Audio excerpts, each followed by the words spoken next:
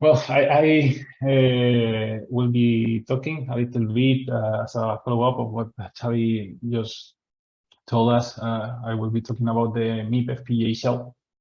It is something that we are building in the context of this particular project, the Manners Experimental Exascale platform.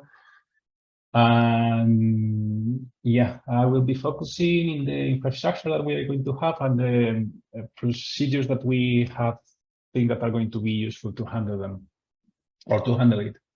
So MEEP, by definition, is a pre-silicon validation laboratory that enables high-performance computing development in large-scale platforms. What does it mean? Okay, this is more or less what we think that a large-scale platform is. Basically, the laboratory is comprehending 96 FPGAs distributed on 12 different nodes. Each node can hold 8 FPGAs each. And of course, there are a full set of resources to provide connectivity between all the FPGAs and the nodes. So to get a feeling of what this means in terms of computational power, the Z0 project, which implements the biggest antenna array in the world, is using 420 FPGAs. Is using FPGAs inside the Albedo U55C board, which is the same board that we are talking about here.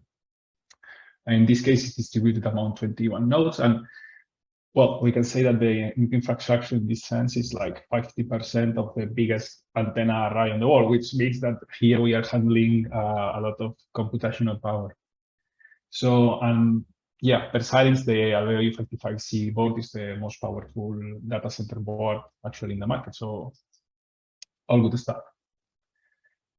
We are getting a lot of FPGAs, and in terms of how many lookup tables we have, or in terms of how many flip-flops we have due to the multiplication, it's enormous. It's up to 1 billion loops. So there are plenty of things that you may fit there.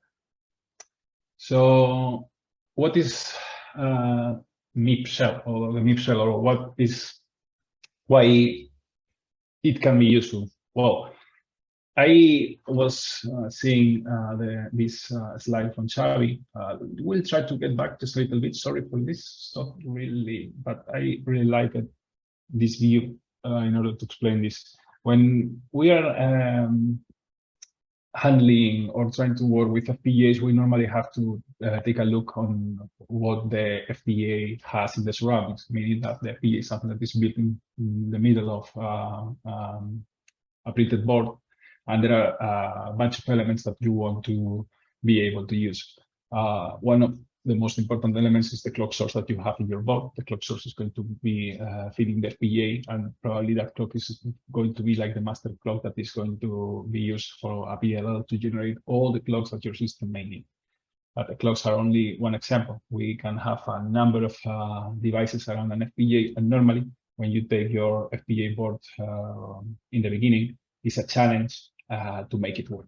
I mean, connecting the clock probably is not the worst thing, but making everything work, making all the hardware that the board provides work is normally a challenge, and normally it's taking several weeks of development just to make something that works. So quickly going again to this slide, sorry for this. What we are trying to do is to ease that process with the MEEP project. So basically, the MEEP project is the combination of, or a package of tools, let's say, where we want to provide the software support package for being able to use all the hardware that we are going to have. A shell generation process that's kind of an automatic process that will be built around your given IP. We'll get into this later. Some kind of timing closure environment that gets a little bit further than one developer provides out of the box. And also something that is getting more and more important in the FPGA development flow, which is the CI/CD. Not only creating the bit stream, but also actually programming the FPGA and testing that what you are intending to make work actually works automatically after a push or any kind of code change. So what is the MEEP shell what is the real thing? Well, basically the MEEP shell project is a bunch of ticket code, which is the programming language that is in the bottom of Vivado, which is the Xilinx main development tool, along with ByteDance. We'll be talking about ByteDance later. A bunch of regular expressions that will be used to actually detect what your accelerator does, and GNU make, which will make everything like really handy and one push button thing. Make something and everything works. So the idea of the shell itself is, as I briefly said, is to build the necessary hardware around a given IP. What an IP means in this case could be whatever module you develop to be dropped in the FPGA. Basically, anything that you can imagine that you want to test in the FPGA is an IP. For instance, a neuronal network algorithm that you may want to try, or if you are in the RISC-V world, maybe you want to check how good your RISC-V is. And normally you would like to not to struggle with all the hardware particularities that a specific FPGA board may have. In this case, I talk about the U55C, which has its own details, but the U280 or any other Alveo board needs some kind of particular configuration to be able to fit whatever the board details are. So the project is process-oriented, meaning that, it focuses on FPGA usability, which is a key factor on big scale system with hundreds of users potentially. So one of the most important things is a Git friend. It's thought to be used with Git, and it's extremely easy to store and regenerate using ticket scripts.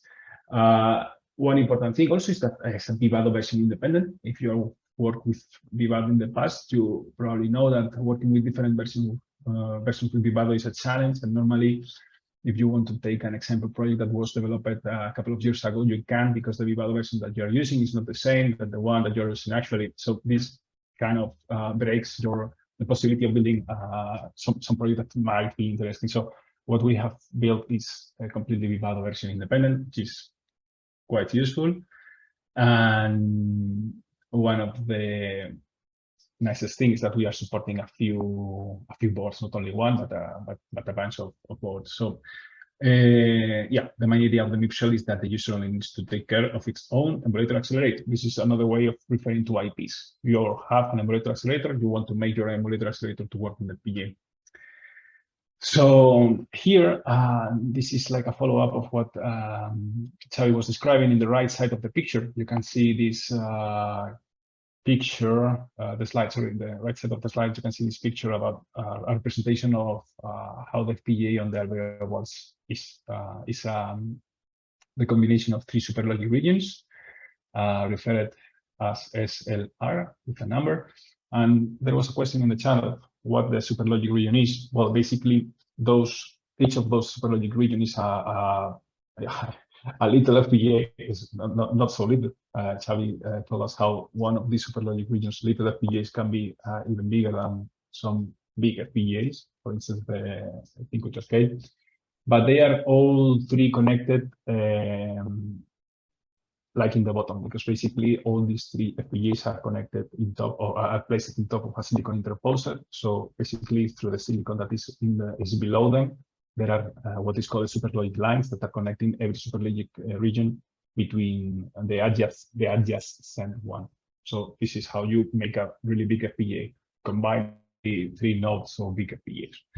The HVM is also a silicon device that is following the same paradigm, let's say, because it's something that is also connected in the silicon interposer. So you have like really fast access to this memory because it's in the same die, instead of using an external chip as already that needs some more time in order to more time and more power. So the HBM is this new memory paradigm that grants massive parallel access to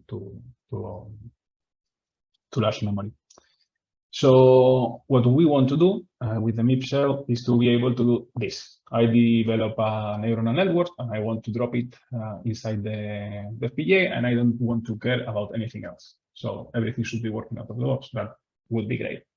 The same thing can be done with any other emulator accelerator. In this case, can be like RISC-V based. This is one of the main focus on MEEP, is to be able to make some RISC-V implementations work. And finally, another way to describe the same thing is that, well, Tony Stark is your IP, and the shell is what we build automatically around him. So this is more or less the idea, that the shell should be powerful. So something else before leaving this slide, the MEEP shell project builds something around your IP, and what we have been developing as part of the MEEP shell are the different IP blocks that enables you to use Ethernet, PCI Express, HBM, and all these components that are marketed in the right red area, right, of the image, which represents the peripheral devices. So the MEEP shell, as I said, is like a project, a process-oriented project. It's not really about the IPs that we are enabling, which are a really nice thing to have, and those are available, and you can enable more and more IPs as part of the shell. This is an open thing that you can do. But here we have also some frequency and usage parameters for all of those interfaces that we have enabled. Some of them are just like dropping silence IPs there. Other components are a little bit more complicated, and you need to do some stuff in order to make them work. For instance, Ethernet. And basically, in the table on the right side, you can see, well, the PCI Express is going to be working at 250 megahertz. The HBM can go up to 450 megahertz, and those kind of numbers. From the resources point of view, you can see that I'm going to enable this.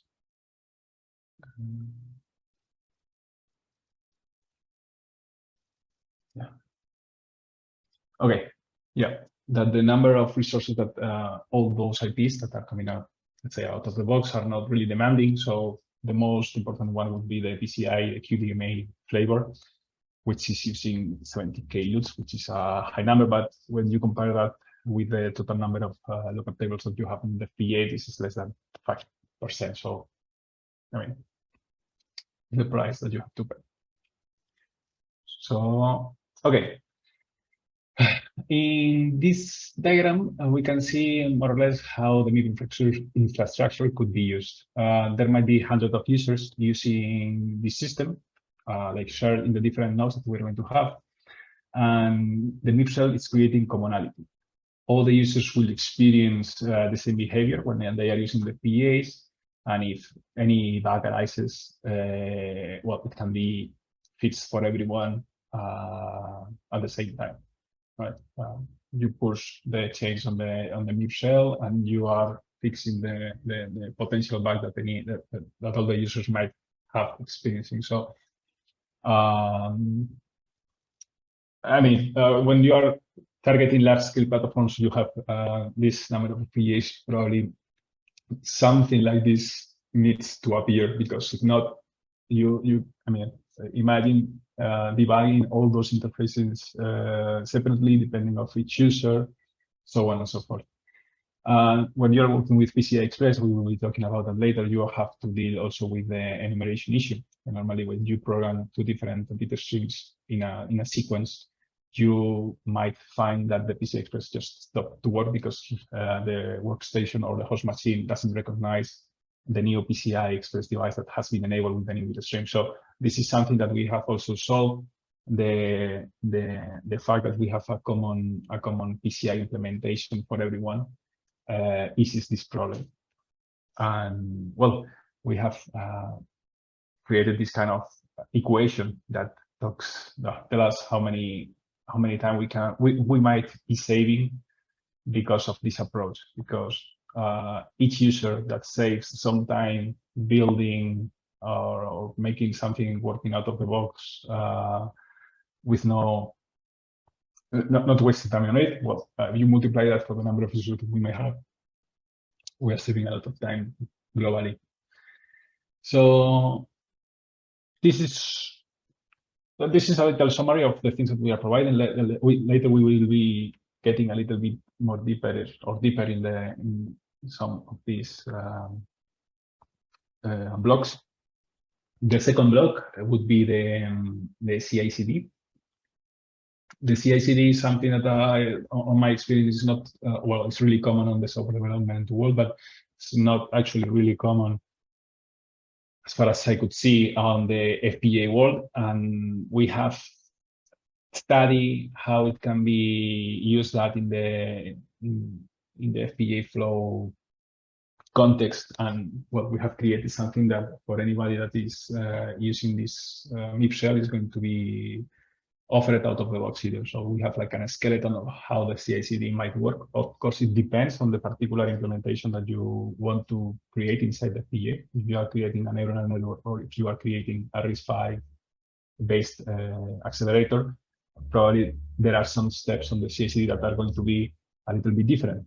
Basically, when you have to test your application, it's not going to be the same. So the FPGA shell is going to create everything up to the point where you say, okay, this is the application I want to run, and I want these results being checked against a golden model or something. So this is the part that is like left for the user, but everything else is provided as a baseline, right? So this is more or less the pipeline that we have for a CI/CD. We generate the Vivado project, synthesize it, implement it, create the bit stream. We program the FPGA, validate the timing results make sense, and finally we deploy. Deploy is well, probably storing the binaries and preserving the binaries that you might need in the future to make things work, and also to compare the results, the resources, how good the design perform. Well, these kind of things are part of the deployment. So basically in this figure, you can see the usual flow when you're working in any FPGA context. You have to go to different to these different stages, from the synthesis, optimize, and then place and route, and finally creating loops. Okay, next.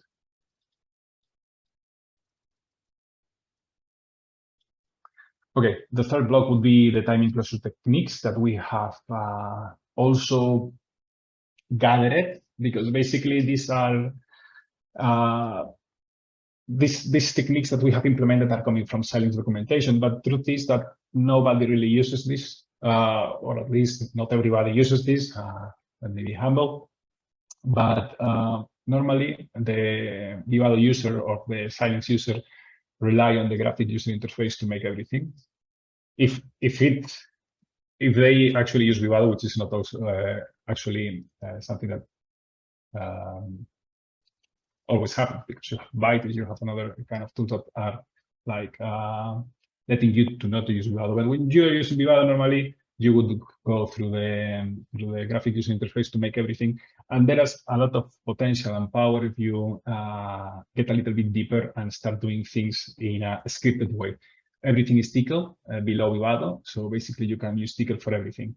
And normally, when what you're going to do with Vivado is just to default to some directive, and you are going to trust that directive to be the one that is the best for closing timing.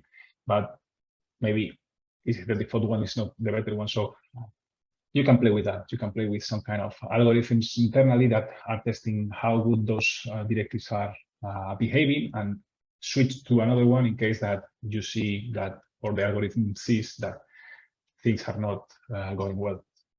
And you can do that like iteratively, right? The key thing is compare or to check the worst negative slack, and the worst negative slack is going to tell you how far are you from closing timing. There are a few more details later, so to not repeat myself later, I will switch to one accelerator example that we have. In the MEEP project, we are enabling different emulator accelerators. So most of them are RISC-V based, and one of them particularly is OpenPython. OpenPython is a many-core framework. There are some details there. It's based on Python. You can create different architectures that are higher and higher in the CPU numbering. Basically, you can have like just one CPU, but then you can jump to having 4 CPUs. Those CPUs will be connected between each other through a network on chip that gets created like automatically. So this is the power of OpenPython. You can like escalate or scale to as many CPUs as you want. Of course, they need to fit in the FPGA. So that's a little bit the challenge. So this is an open source project, and we were interested on making that work on with the MEEP shell. So basically, the MEEP shell is letting you take 2 different choices. One is to create your own emulator accelerator from the scratch, thinking that you need to be compliant with the shell, so you can build everything targeting the shell from the beginning. But maybe you can be in this kind of situations where there is an existing IP that you want to make compatible with the shell, which is the case of OpenPython. So this is just an example of that. This is actually something that you can do. It's not hard at all, and we will be checking how to do that later. But this is like yeah, something that you can keep in mind if you have some kind of emulator accelerator and you are interested on. Sorry, emulator accelerator IP, more or less the same concept, but you have something that you want to plug in the MEEP shell infrastructure. Probably it's not. You have to keep in mind that it's not hard to do that kind of movement. So at this point, we have talked about Amazon F1. We have talked about Vitis briefly, and we are discussing what the MEEP shell is.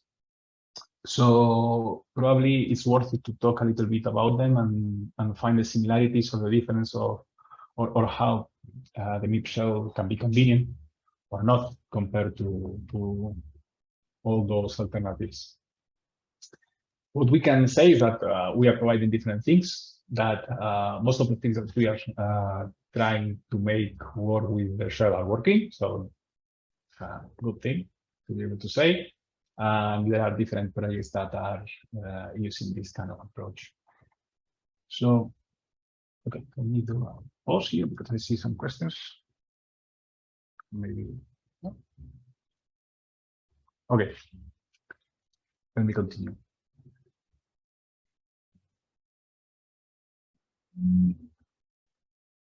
Vitis. Small discussion about what Vitis is. Vitis is basically a tool from Xilinx, and the main goal of Vitis is providing an out-of-the-box working shell. So the user of Vitis doesn't need to care about the platform and only needs to care about the development of its own emulator accelerator or IP or whatever. The trick is that in this approach, the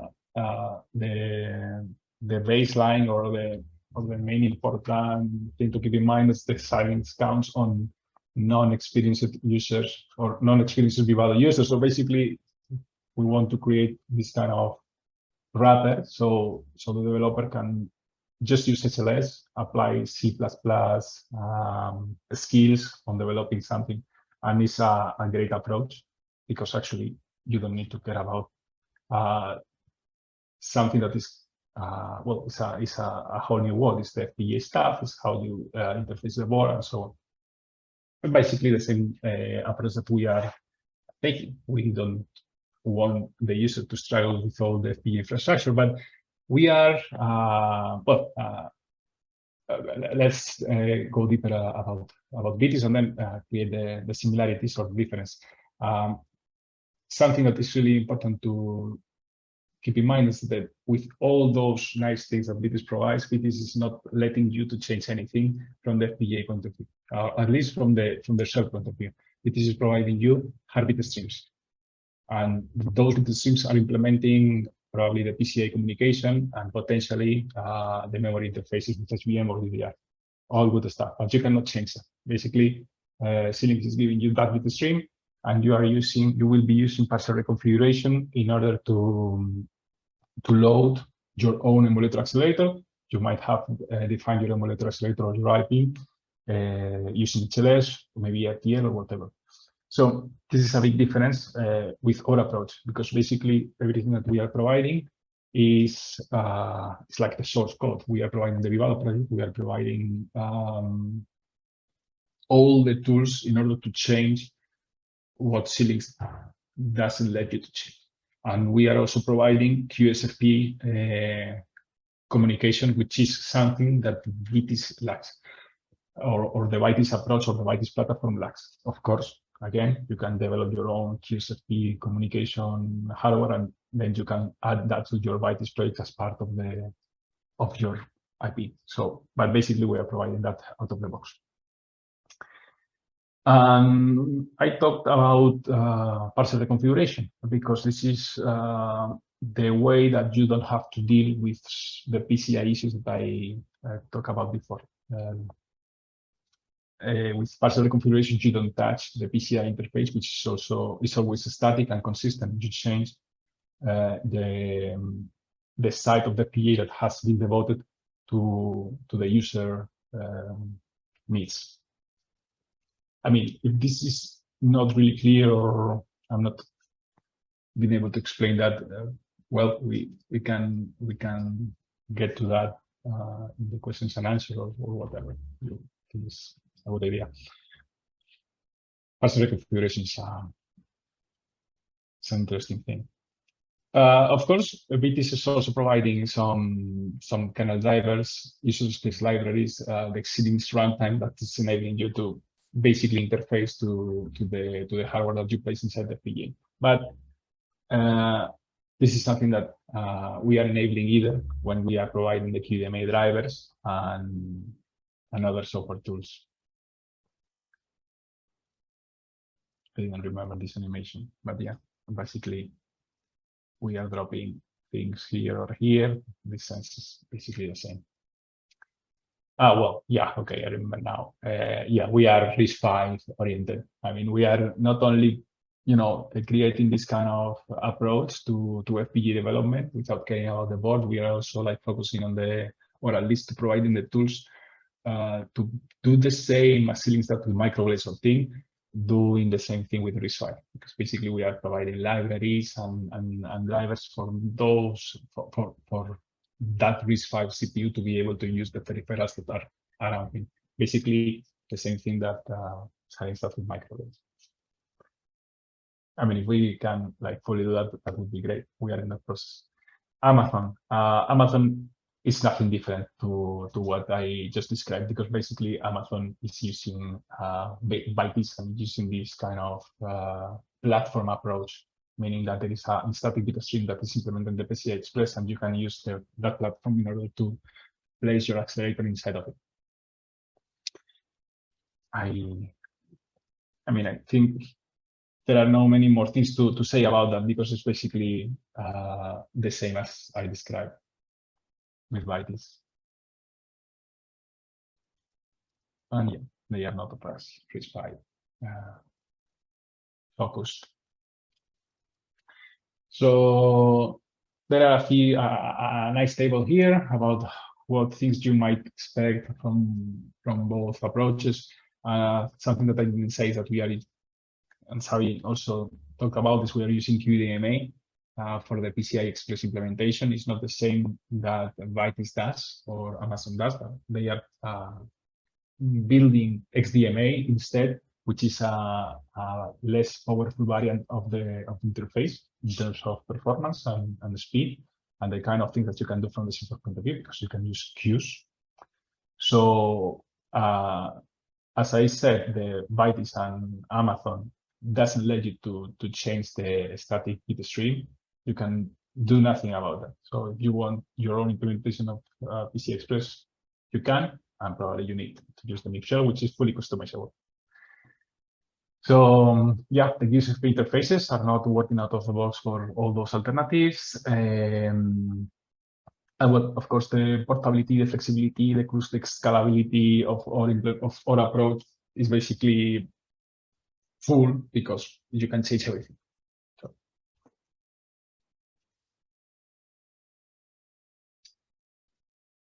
Okay, a few more details about what the shell is. For those of you that are used to use Vivado, you can easily recognize what we are seeing here, which is basically a block diagram from Vivado. And this block diagram is, for instance, using something that the user of the MEEP shell has decided that its implementation needs to have. In this case, it's PCI, Ethernet, and a UART. So basically, what the user needs to do is only to say that he wants to use that, and this block design will be created automatically. And its implementation of the emulator accelerator will be just plugged into this block design. This is like, right? It's more or less of the same thing about this Tony Stark and Iron Man shell. It's more or less the same. It's only that the shell is customizable, and you can decide what you are including and what you are not including. This is a few comments about the PCI Express interface and how the shell can help. When we were starting to develop things with the PCI Express, we wasted a couple of days, maybe more, I don't know, with this weird bug that the PCI Express had, the QDMA implementation had, that would reveal itself as a error message in the kernel loading when you are in the workstation. Basically, you have your workstation, you have a PCI Express U55 C board connected to that. You want your workstation to recognize that there is a PCI Express interface that you can use because there is an FPGA side. So there was this error appearing, a weird error, and if you get to the example design from Xilinx, everything looked the same, but there was a missing detail. Is that you have to hardwire a specific signal on the PCI IP to 1. Basically, there is a bus that you can use or you may not use. Normally, you don't use it because it's like high-level functionality. And if you don't connect this signal to 1, that bus is always not ready, and this is something that creates an error on the workstation, and you cannot use PCI Express at all. So imagine every user of the MEEP infrastructure having to deal with this issue for, I don't know, for a few days. Well, this is the kind of things that we are providing now for the books. It's a good example. The complexity of the QDMA implementation is basically the know-how. It's not because using it or implementing that in your design is hard, but there are some details like this that make the PCI Express implementation a little bit tricky. It's not the same, for instance, have another interface that we are providing out of the box. You want Ethernet, you will have Ethernet out of the box with no development time needed. Again, using directly the Xilinx IP is not always a possibility. Maybe you need some kind of license, or maybe you need some work around that IP in order to make it work with your workstation, or maybe with an embedded RISC-V. So again, this is something that we are providing out of the box. So one push button thing. In this case, the design, you can see that it's a little bit more complex than just dropping an IP in the design. You need to create this DMA infrastructure, and it's tricky. So probably someone who's interested in Ethernet will save months of work using this approach. So this is if you want some kind of Ethernet connection using the Albedos, but maybe you are interested on some other implementation of a communication protocol, for instance, well, just sending raw data from one FPGA to the other. For any reason, maybe you don't want Ethernet, it's okay. And if you want just to do that, we are also providing this Aurora DMA-based implementation, and this is giving you this possibility of just transferring data from one point to the other with no effort. for this kind of communication, we have also two approaches. You can pick between them. You can use DMA-based one, or something more simple that just moves bits from one FPGA to the other in a full duplex way. Finally, we can say that we are actually supporting equally all those boards. So it doesn't matter if you have one U55C or U28 or U280 or U200 server or U250, because the cell works equally in all those boards. Basically, we have all the files that we need to do the difference. So you just say that you are targeting one of those, and that's it. We are leveraging of the fact that the FPGA is almost the same in all those boards with minor differences. So the development effort to make this kind of compatibility is not so hard. And yes, another popular board is the VCU128. And we yet don't have support for that, but it's easy.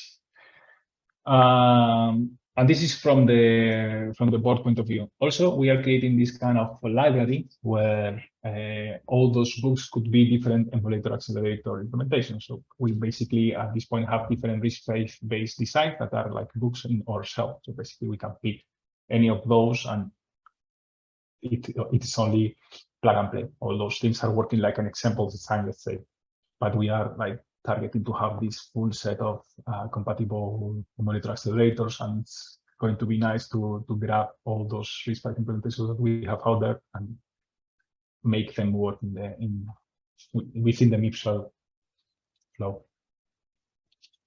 A few more words about the timing. This is the same slide as in the beginning. I told you how this more or less works. It's an iterative process of checking the worst negative slack and apply a new directive in case that the previous one is not perfectly fine. So the fact that we are working in this kind of TCL approach, TCL programming approach, which is scripted, the fact that we are working with GNU Make is making really easy to add this to the CI/CD, because basically to the CI/CD we are only issuing some commands, and all the processes is getting triggered in this automatic way. This kind of iterative process is not the only thing that we have added to the MEEP shell.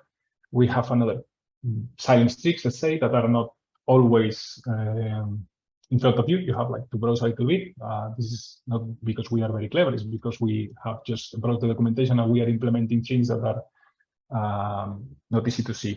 Basically, for saving time, you can enable this kind of tricks. For instance, the incremental synthesis, that is leveraging from previous synthesis to make the new results faster. The same applies for the implementation. You can have this kind of checkpoints that accelerates the successive implementations. Another thing that we are exploring is the quality of results, a new tool that Xilinx has been developing. Basically, Xilinx has the capability of analyzing the different steps of your design. Not because you are TCL scripting that, it's because you can like call this function from Xilinx, and Xilinx is creating some results that are telling you that your design looks good or doesn't look good. So you can have this kind of table, and you can see more or less this is a Xilinx documentation snapshot.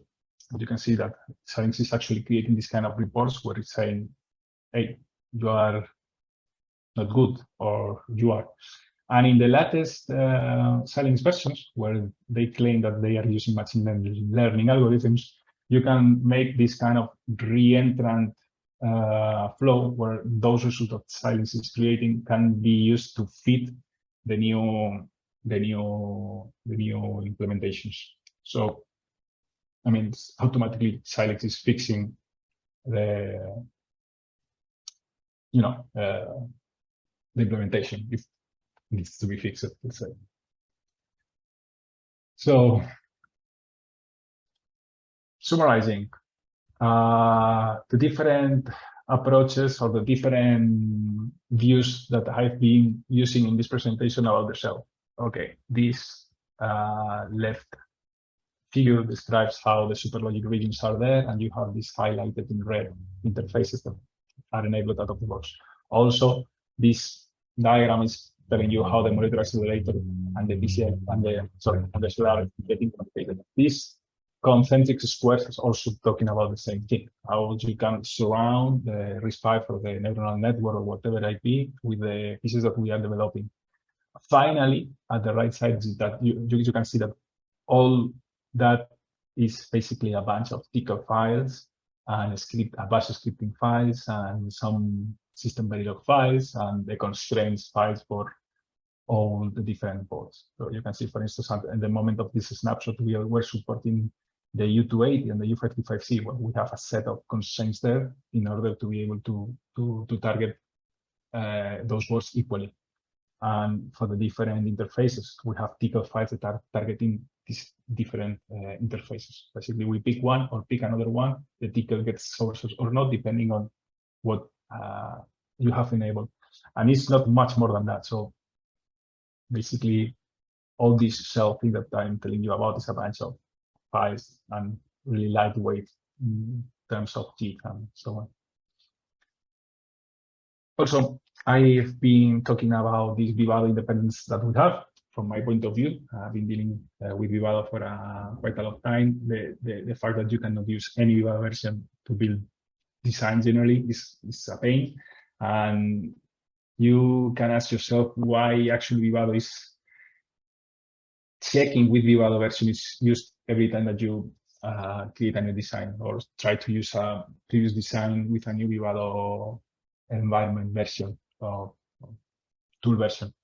And basically, this is happening because Vivado in some version can be used a particular release of an IP that has changed in a future version or in a recent version of Vivado. So basically, there is a IP mismatch, and then you can't use the previous version because of that. So it's a really minor thing, and the user experience is being really affected because of that. So it's not hard to solve that particular issue because basically the only difference is some IP that you are using for a particular implementation. For instance, the PCI Express has changed from Vivado 2020 to Vivado 2021. What you can do is just check if that IP has changed off, or if you know that that IP has changed, create this kind of table and say, okay, if you are using this Vivado version, target this IP. And if not, target this another one. And for us, it's really used to do that because we are creating the shell in a ticket scripting way. So basically, we only have to change a variable and say, okay, the IP now has this name, has this other name, targeting different version. And the same thing can be said for the different boards. With different boards, it can happen at different boards using different levels for some specific IPs. Okay, this is not hard to solve. And using something as easy as this code that I'm showing you here can solve a lot of user experience problems like that. So how can I make my own IP compatible with the shell? Well, it's not hard at all. Basically, you have to create a MEEP shell folder in your repository. Basically, we are seeing an IP as a repository. Instead, you have a project that you can commit to Git, you clone it. Basically, you have your source code there. If you want to make that source code something that you can load on the MEEP shell, probably the only thing that you need to do is to create the MEEP shell folder, place inside something similar to a file list, where you list the files that your IP needs, and create a definition, this accelerator _ dev.ccv file, where is your basically you are defining if you want to use PCI, you want to use HBM, or you want to use Ethernet or whatever. So if you do that, basically you are creating compatibility with the shell. And this is something that where we have put a lot of effort because we want to create an easy ramp up for anybody to be able to use that. This kind of product wouldn't be good if there are a lot of pain in the process of being compatible with it. And the thing that you're going to get if you do that is something, again, if you're familiar with UAL, you can see that this hierarchy view is creating connections between the MEEP shell and your accelerator. And basically all those connections are being created automatically. The top file that instantiates both things is created automatically. So it's really a one push button thing. You only have to follow some easy instructions. In this case, you can see that the accelerator is, well, in this case is OpenPython. OpenPython, its source code is contained in a file list. We have said that OpenPython wants to use the main memory, which is SPM, and wants to use PCI Express. Okay, those connections are automatically created, and we can put links with that. A few last words about CI/CD. For those of you that are not familiar with how the CI/CD works, basically the CI/CD is a process that you can trigger remotely using Git or any other version control software. In this case, we use Git. So basically, you have a server that is storing your repository, is storing your source code, and every time that you do a push or you do a commit or a merge request or something like that, you can trigger an automatic flow that does something, and that something is what is where the challenge is. Is what do you do with that? So to implement any kind of automatic process, you have this YAML file. In the YAML file, you store the instructions that you want the remote server to run to do something. Okay, well, this YAML file needs to be defined, and with the shell, we have created this kind of make bridge in order to make this file really easy to code. Basically, you don't have to do really weird stuff in the YAML file. You only have to call the different makes that are communicating with the shell flow what needs to be done. And yeah,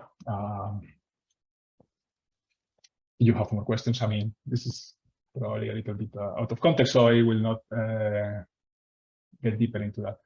What I have now is, or I thought that could be interesting, is to see this for real. And if you agree, I can just open my terminal and show a few steps on how all those things work.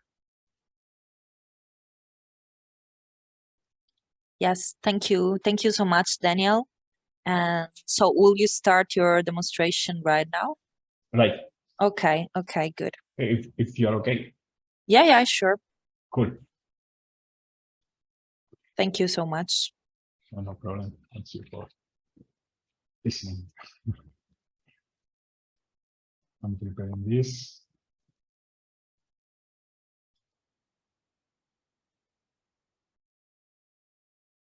I hope that you can see this. Yes, we can see your screen. Yes. Is big enough? I can make it even bigger. Yes, a little bit. Okay. Okay. That's fine. Okay. Okay. The first thing, I mean, as I don't know if I was clear with that, but the FPGA shell is a Git project. So basically, the first thing that I need to do is to clone it.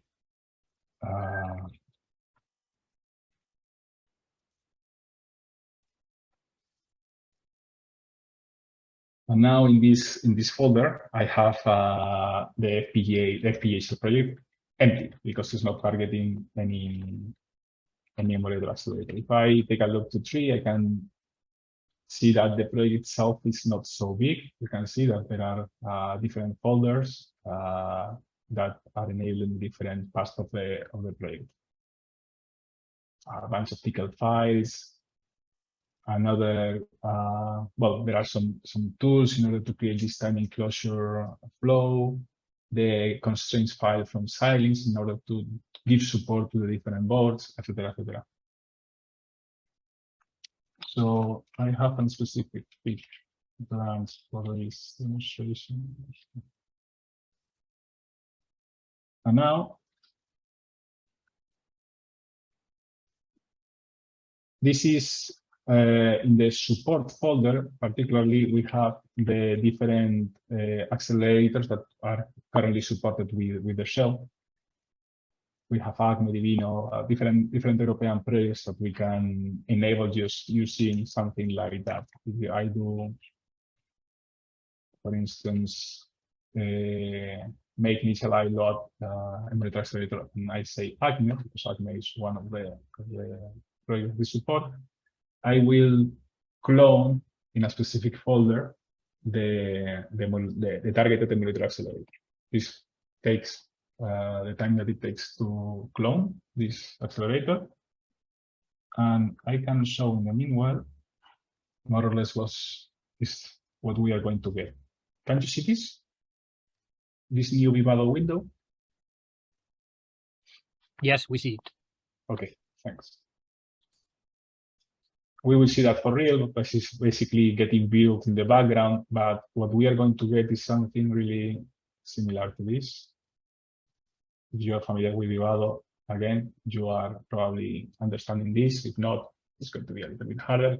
But basically, what the MEEP shell is doing is creating this block design out of the blue, basically. And you can wonder why it's creating this, for instance, Ethernet box, or why we are getting this UART box,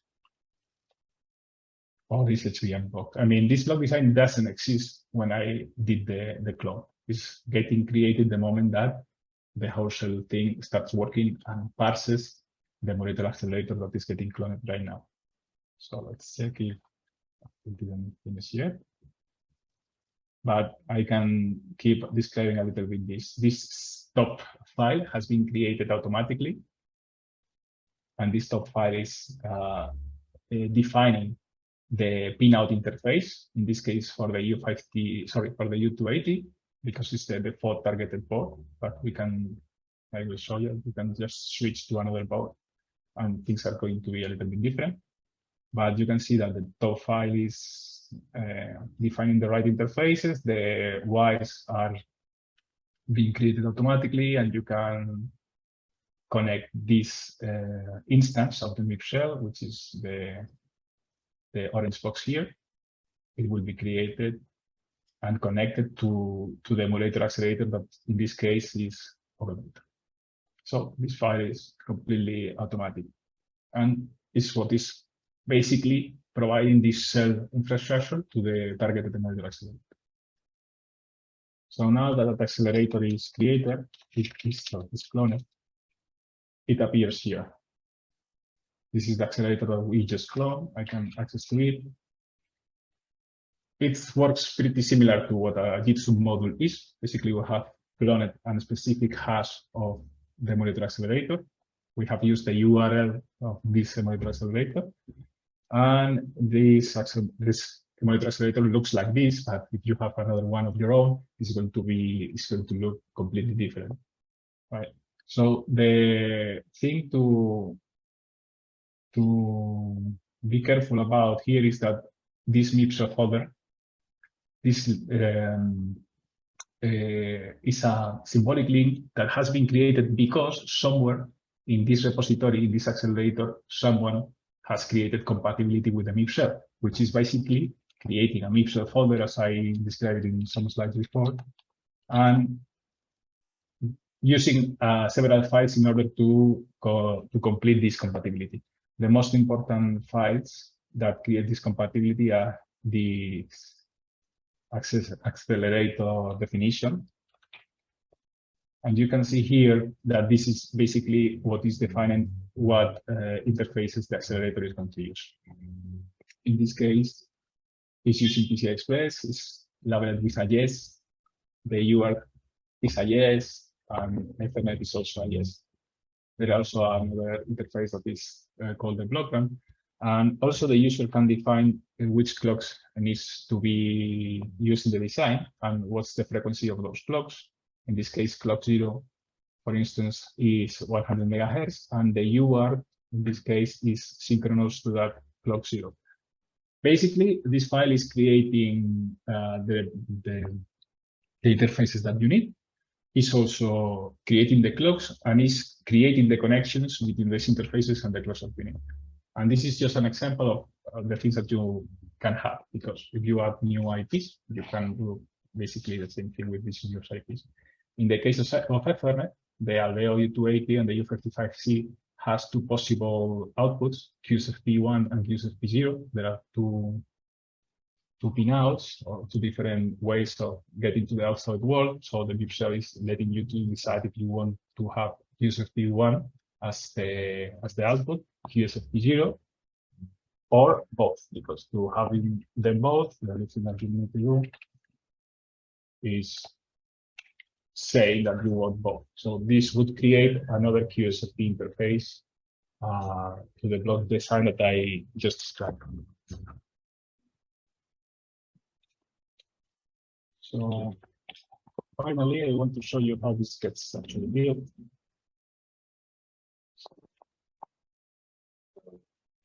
Back. I will switch to a specific branch.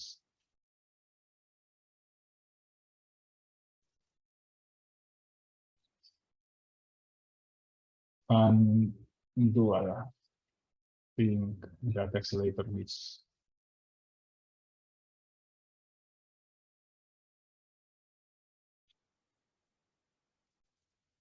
This is just copying something.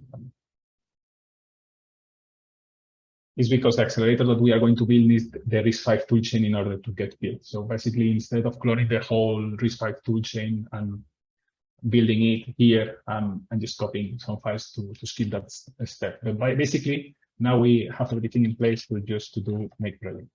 And you can see more or less how easy it is to build something that is actually compatible.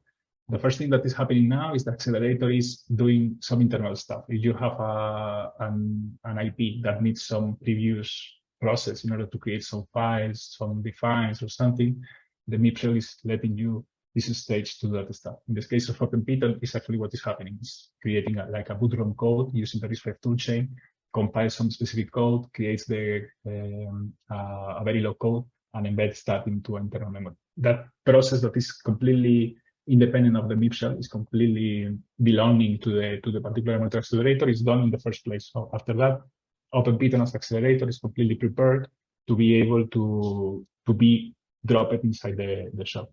You can see here a lot of debugging messages. This is basically how the MEEP shell is building the different components that has found in the accelerator definition file that I just showed.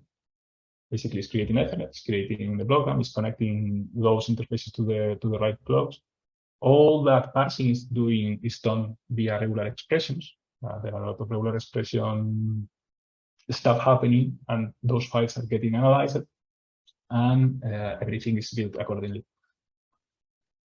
This takes a while, but finally, you will see that I will be able to open that project here and show how it looks like as a fresh thing. The whole project infrastructure is built in a way that makes sense from the Vivado user point of view. There are, constraints folder, ticket folders, and so on.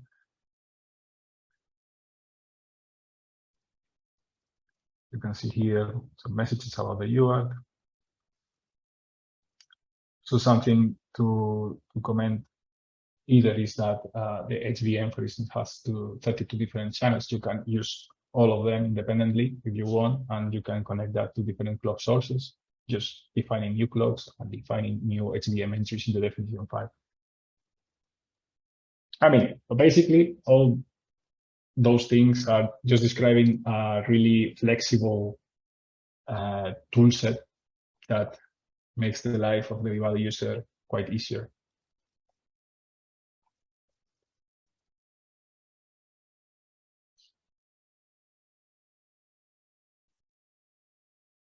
So just waiting.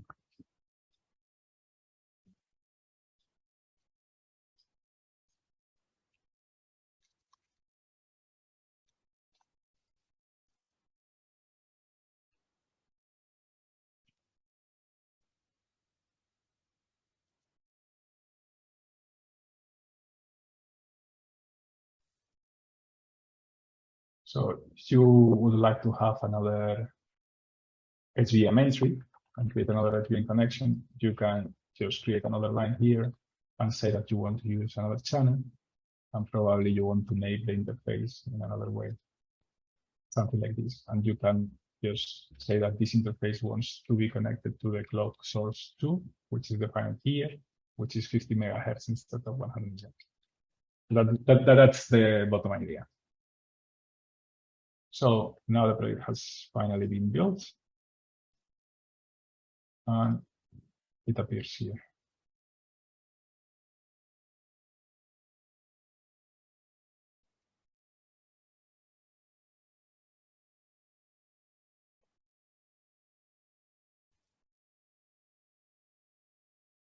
So at this time, the difference with VTs or any other similar tool is quite obvious, in the sense that you have access to the platform, right?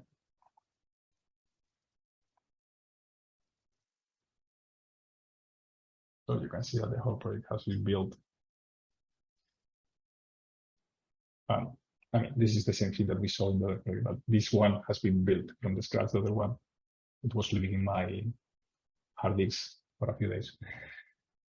And that's it. I mean, a lot of deep details combined with other not so deep details, but hopefully this has gave you a slight idea of how we are handling a large scale platform and how we are trying to create this homogeneity between the different users of the infrastructure. So that's it. Any question? So thank you so much, Daniel. Thank you so much for both the presentation and your demonstration. So we can leave 5 minutes break and come back with the last speech. And in the meantime, if I may, yeah, sure. Just 2 minutes, because Okay. Daniel, I can show a RISC-V running. Cool. Maybe it would be good, no? Oh yeah, it could be great. So let me share. Okay.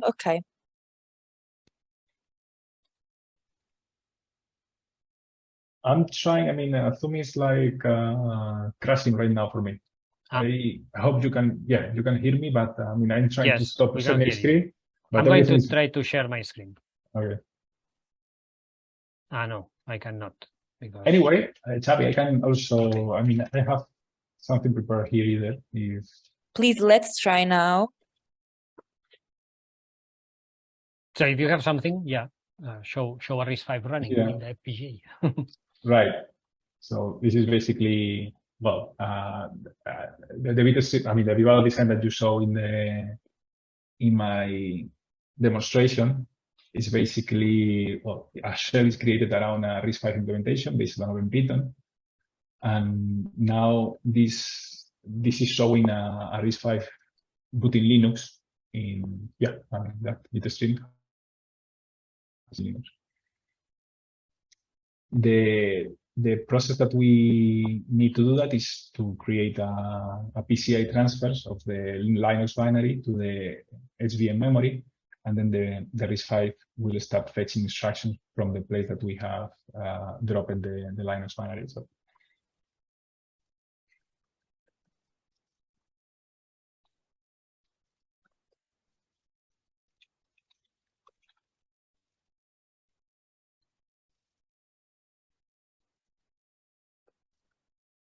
So yeah, a RISC-V. Sorry, maybe you had a more exciting demonstration. We don't see your window, actually. Oh, we only see the slides. Oh, sorry. I thought that I was sharing. Sorry. I think I need to log out because Zoom is still crashing. Let's do the break, and then either you or me can show the RISC-V. Okay, perfect. Okay. Perfect. Okay, thank you. So see you in 5 minutes. Yeah, perfect. Meantime, we collect the questions put in the chat, and then we'll go to manage them. Thank you so much. Thanks. Thank you so Thanks so much. Bye bye. Bye. Thanks. So 5 minutes. Let's go. Okay. Okay, we'll be sharing the screen right now.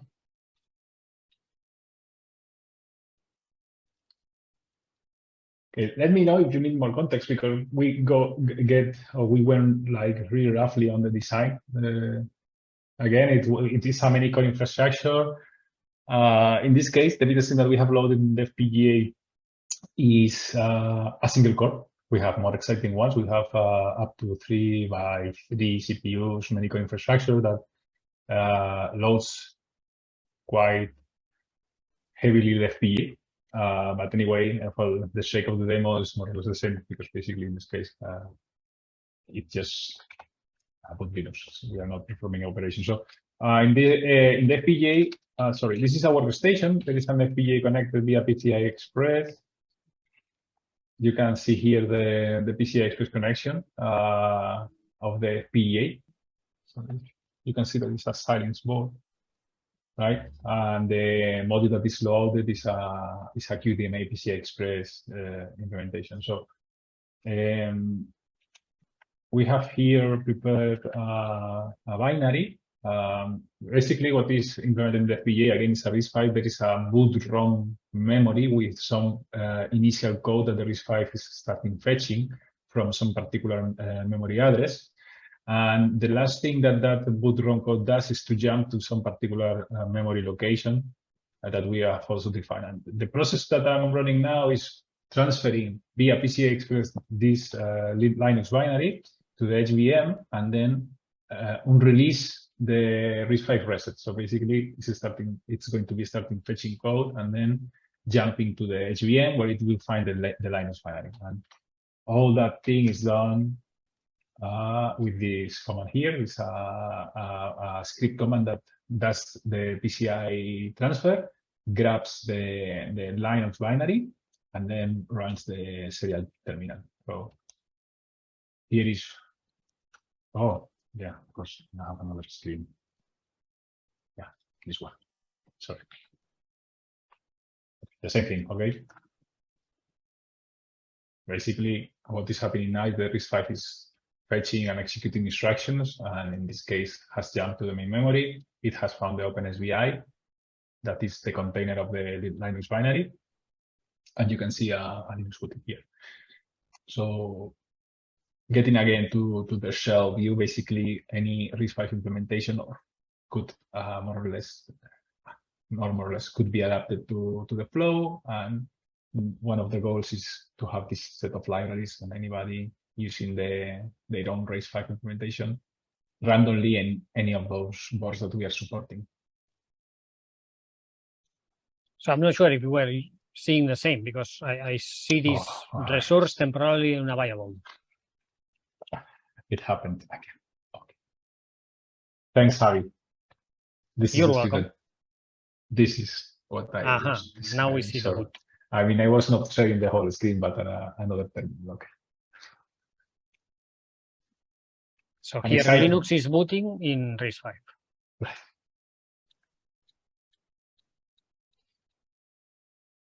And this is like 50 megahertz? This is 100 megahertz. 100. Right. So the FPGA hardware is running at 100 megahertz. Right. And we use those for prototyping different accelerators or vector units. Also the access to HBM memory, right. Improving the access to HBM memory, these kind of things.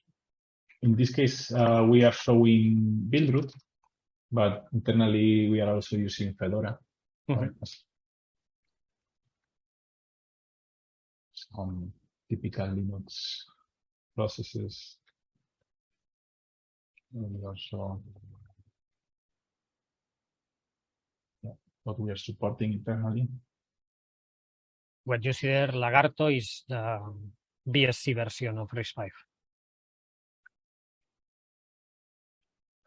Right. Very good. Thank you very So- much. Let's call it a demo.